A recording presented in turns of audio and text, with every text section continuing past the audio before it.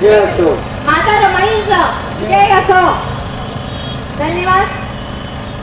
आज आम्ही ह्या रॅलीचा शुभारंभ सकाळी संविधान चौकापासून सकाळी 10 वाजतापासून केलेला आहे. तर सगळ्यांना माझं सगळ्यात आधी महत्त्वाची सूचना ही की आम्ही कोणती पॉलिटिकल पार्टी नाही आहे किंवा आम्ही कोणता पॉलिटिकल प्रचार करत नाही आहोत.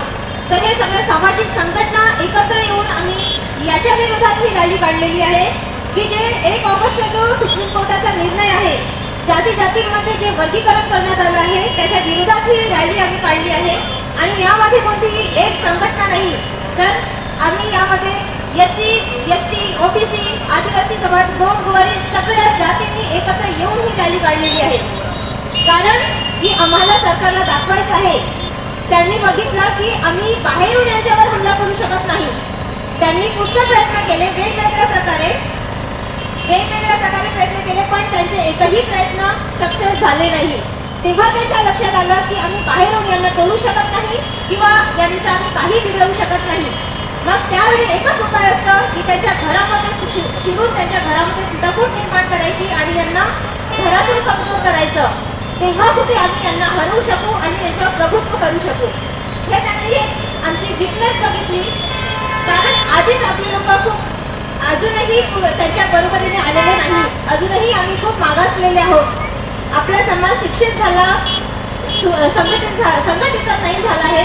शिक्षित झाला, चांगल्या गोष्टींवर गेला, पण पूर्ण समाज नाही आला. आपला बहुतांश प्रवर्ग अजूनही मागे आहे. आणि त्यामुळे अशिक्षित राहिल्यामुळे कुणी थोडंसं प्रलोभन दिलं किंवा सातबारा दाखवली की आपला समाज लवकर खाऊच होतो.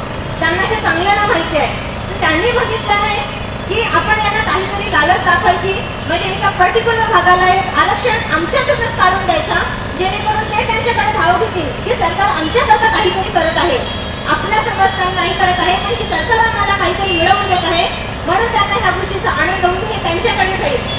त्याच्यामध्ये कारण होतं की नुकताच लोकसभेमध्ये त्यांच्या लक्षात आलं होतं की आपण कुठेतरी मागे पडत आहोत. काहीतरी आपल्याला नवीन असा उपक्रम काढावा लागेल की ज्यामुळे यांच्यामध्ये फुटाफूट होईल आणि यांच्यातला काही वर्ग हा आपल्याकडे, ते आपल्या स्वार्थासाठीच काळ नको पण आपल्याकडे येईल. तर त्यांना हा एक खूप मोठा एक उपाय मिळाला की ह्या पद्धतीने आपण यांना तोडू शकतो. जातीमध्ये वर्गीकरण करून यांना आपण यांच्यात भांडणं लावू शकतो. आपसामध्ये भांडणं लावले की हे मग याच्यातले गोष्टी आपल्याला मिळतील. हा एक त्यांना एक संधी दिसली आणि हे त्याचाच फायदा घेत आहे. पण माझं एक आव्हान आहे आपल्या जनतेला की तुम्ही आता तरी समजा, त्यांची चाल समजा. तुम्ही थोडं जे चालू आहे, वातावरण चालू आहे, राजकीय वातावरण चालू आहे, जो खेळ चालू आहे, त्याला समजण्याचा प्रयत्न करा की हे आपल्या लाभाचं काहीच नाही आहे. हे खोटारड आहे, पडद्यामागची साजिश काही वेगळी आहे आणि आपल्याला दाखवण्यात काही वेगळं येत आहे. तुम्ही ही वेळ आली आहे, तुम्ही रस्त्यावर येण्याची. जर तुम्ही आताही घरामध्ये लपून बसले, आताही बाहेर आले नाही, तर नंतर तुम्ही काही करू शकणार नाही. कारण वेळ गेल्यानंतर ते म्हणतात ना की साथ गेल्यानंतर लाठी मारून काय मतलब, नंतर ती सापायला लागणार नाहीये. म्हणून जेव्हा तुमच्या समोर साप आहे तेव्हा लाठी मारा. जर एकदा तुमचं हे ठिकाण निघून गेलं, परत सरकार आली तर परत तुम्ही काही करू शकणार नाही. कारण त्यांना कोणताही निर्णय बदलवायला किंवा बनवायला एक रात्र काफी असते. त्यांना खूप असे निर्णय घ्यावे लागत नाही किंवा कुणाची संमतीची गरज नसते. म्हणून जनतेला माझं आव्हान आहे की तुम्ही आता तरी रस्त्यावर या रॅलीचं समर्थन करा. आम्ही ही रॅली फक्त आपल्यापुरती नाही करत आहोत, हे आपल्या संपूर्ण समाजाकरता आहे, आपल्या SC, ST, OBC सगळ्या प्रवर्गाकरता आहे की ह्या आंधळेपणातून बाहेर निघा आणि रस्त्यावर याचा विरोध करा.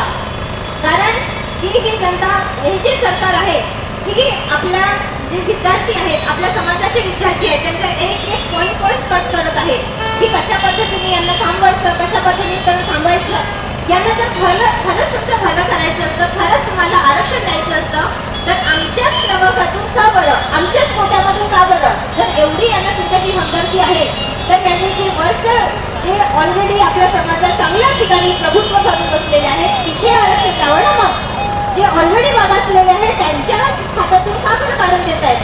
आणि जर एवढीच यांना हमदर्दी असती तर मग सगळं जेवढंही आरक्षण आहे सगळं विस्कळीत करून मग त्यांनी पूर्ण 100% फ्री करून घेतलं असतं आणि सर्वे करून लोकांची परिस्थिती पाहून खरंच ज्यांना गरज आहे अशा गरजू लोकांचं सर्वे करून आरक्षण दिलं असतं.